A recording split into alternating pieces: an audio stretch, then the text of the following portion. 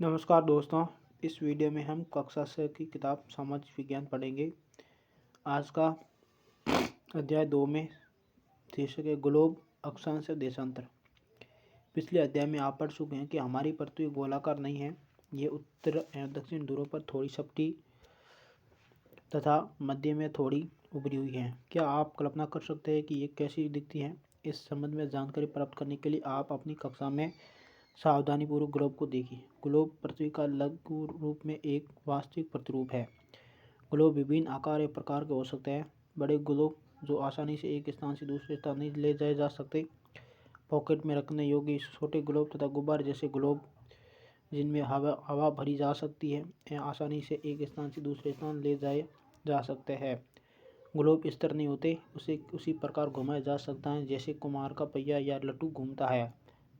Globe पर देशों, महाद्वीपों तथा महासागरों को उनके सही आकार में दिखाया जाता है।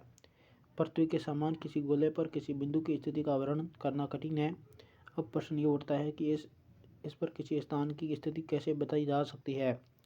इसके लिए हमें कुछ बिंदुओं एवं रेखाओं के संदर्भ की आवश्यकता होती है। आप देखेंगे कि एक सुई ग्लोब में झुकी हुई अवस्था में स्थित होती है, जिसे अक्ष कहा जाता है। ग्लोब पर वे दो बिंदु जिनसे होकर सुई गुजरती है, उत्तर तथा दक्षिण ध्रुव है। ग्लोब को इस सुई के चारों ओर पृथ्वी की भांति पश्चिम से पूर्व की ओर घुमाया जा सकता है, लेकिन याद रखें कि इन दोनों में एक अंतर है। पृथ्वी पर वास्तव में ऐसी कोई सुई नहीं होती है। यह अपने अक्ष पर चारों ओर घूमती है, जो एक काल्पनिक रेखा है। ये एक अन्य काल्पनिक रेखा भी ग्लोब को दो बराबर भागों में बांटती है। देखिए, इसे विषुवत वृत्त कहा जाता है। पृथ्वी के उत्तर में स्थित आधे भाग को उत्तरी गोलार्ध तथा दक्षिण वाले आधे भाग को दक्षिणी गोलार्ध कहा जाता है। ये दोनों बराबर के आधे भाग होते हैं। इस प्रकार विषुवत वृत्त पृथ्वी पर एक काल्पनिक वृत्त बनाती है एवं ये पृथ्वी पर विभिन्न स्थानों की स्थिति बताने का सबसे महत्वपूर्ण संदर्भ बिंदु है। विषुवत वृत्त से ध्रुवों तक स्थित सभी समांतर वृत्तों को अक्षांश रेखाएं कहा जाता है। अक्षांश को अंश में मापा जाता है। विषुवत वृत्त शून्य अंश अक्षांश को दर्शाती है।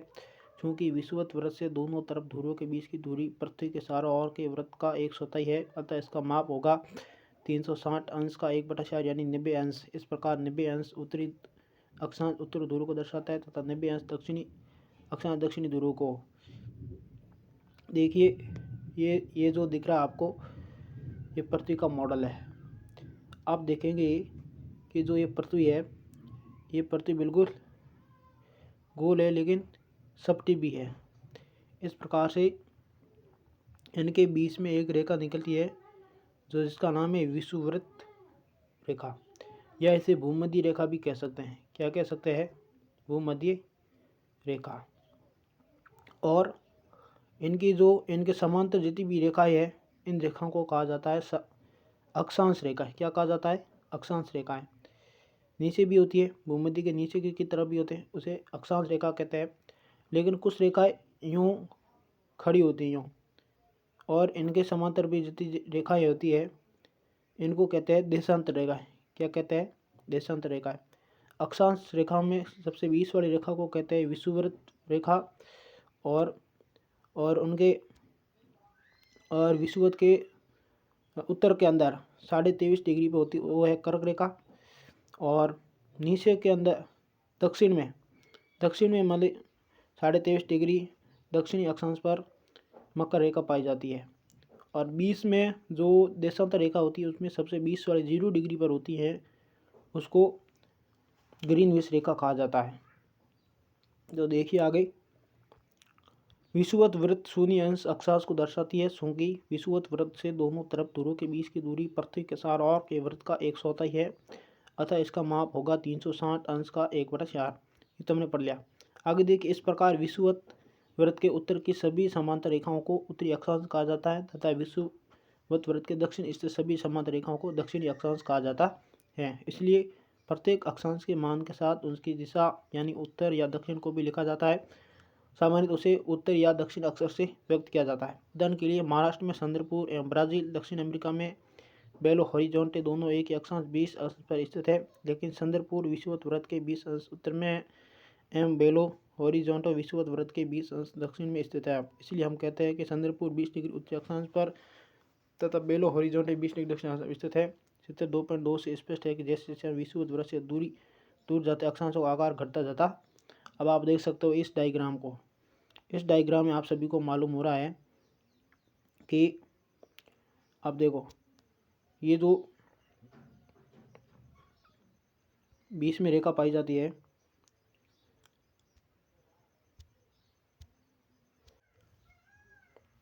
बीच वाली जो रेखा है जो 0 डिग्री पर है, आप सभी को दिखाई दे रहा होगा।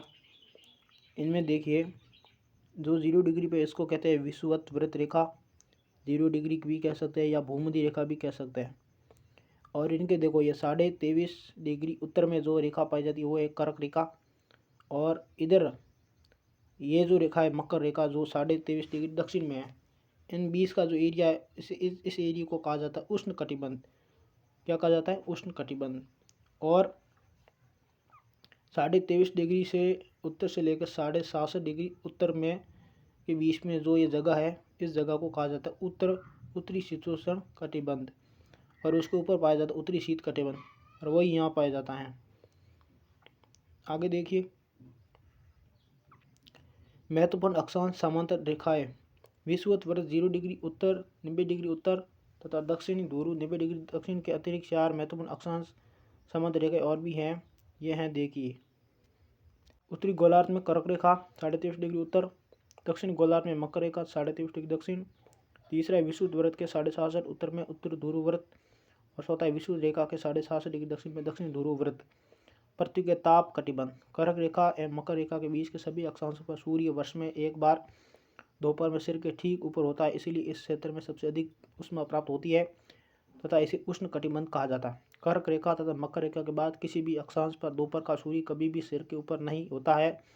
ध्रुव की तरफ सूर्य की किरणें तिरछी होती जाती। इस प्रकार उत्तरी गोलार्ध में कर्क रेखा एवं उत्तर ध्रुव वृत्त तथा दक्षिण गोलार्ध में मकर रेखा एवं दक्षिण ध्रुव वृत्त के बीच वाले क्षेत्र का तापमान मध्यम रहता है, इसलिए इन्हें शीतोष्ण कटिबंध कहा जाता है। उत्तरी गोलार्ध में उत्तर ध्रुव वृत्त एवं उत्तरी ध्रुव तथा दक्षिणी गोलार्ध में दक्षिण ध्रुव वृत्त एवं दक्षिणी ध्रुव के बीच के क्षेत्र में ठंड बहुत होती है, क्योंकि यहाँ सूर्य क्षितिज से ज़्यादा ऊपर नहीं आ पाता, इसीलिए ये शीत कटिबंध कहलाते हैं। आगे देखिए देशांतर क्या है। हालांकि मैंने बता दिया कि देशांतर क्या होता है। आप ये जो डायग्राम दिख रहा है आपको, ये डायग्राम दिख रहा है सभी को। अब देखिए इस डायग्राम के अंदर आप देख रहे होंगे कि ये जो पृथ्वी है, इस पृथ्वी के देखो ये इस प्रकार की जो लाइनें खींची गई है, ये रेखाएं देशांतर कहलाती हैं। क्या कहलाती है? देशांतर। और इसके बीच वाली जो रेखा है, जो बीच में सबसे मध्य में एक रेखा पाई जाती है, उसे ग्रीनविच कहते हैं, जो 0 डिग्री पर पाई जाती है। कितने डिग्री पर पाई जाती है? 0 डिग्री पर पाई जाती है, उसे ग्रीनविच रेखा कहते हैं। देखिए यहाँ पर 0 डिग्री लिखा हुआ है, यहाँ पर 0 डिग्री पाया जाता है इधर। और ये 0 डिग्री हमारे देश की समय रेखा निर्धारित करती है।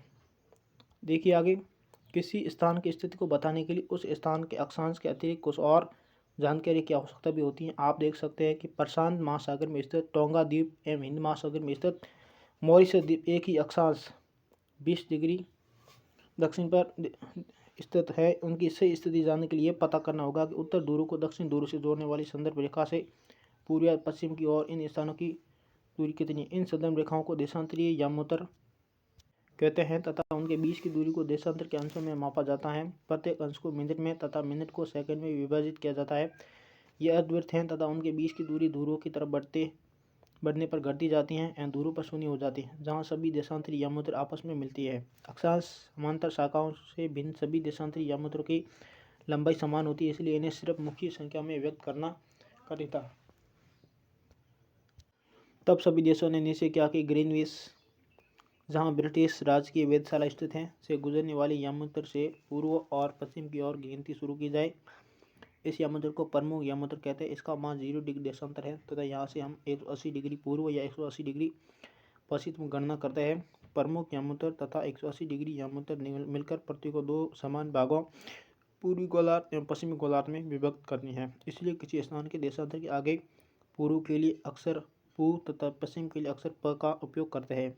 ये जानना रोचक होगा कि 180 डिग्री पूर्व और 180 डिग्री पश्चिम यमोत्तर एक ही रेखा पर स्थित है। अब ग्लोब पर अक्षांश रेखाओं एवं देशांतरी यमोत्तर के द्वारा बनी ग्रिड को देखो। अगर आपको किसी स्थान के अक्षांश एवं देशांतर की सही जानकारी हो तो ग्लोब पर आप उस स्थान का पता आसानी से लगा सकते हैं। उदाहरण के लिए असम में धुबरी 26 डिग्री उत्तर अक्षांश 90 डिग्री पूरी देशांतर पर स्थित है। अब उस बिंदु को देखें जहाँ ये दोनों रेखा एक दूसरे को काटती हैं। ये बिंदु धुबरी की सही स्थिति होगा। इसको समझने के लिए कागज पर समान दूरी वाली क्षैतिज तथा ऊर्ध्वाधर रेखाएं खींचिए। ऊर्ध्वाधर रेखाओं को संख्या 1 2 3 4 से तथा क्षैतिज रेखाओं को क ख ग घ ड़ अक्षरों से व्यक्त करें। जिन बिंदुओं पर ये ऊर्ध्वाधर एवं क्षैतिज रेखा एक दूसरे को काटती हैं वहाँ को छोटे वृत्त खींचिए। इन छोटे वृत्तों को अ ब स द ध नामों से व्यक्त कीजिए। मान लीजिए कि ऊर्ध्वाधर रेखाएं पूर्वी देशांतर एवं क्षैतिज रेखाओं उत्तरी अक्षांशों को व्यक्त करती हैं। आप देख सकते हो इस डायग्राम को। जो ये आड़ी लाइनें हैं इसको अक्षांश कहते हैं और जो सीधी लाइनें हैं इसको देशांतर कहते हैं।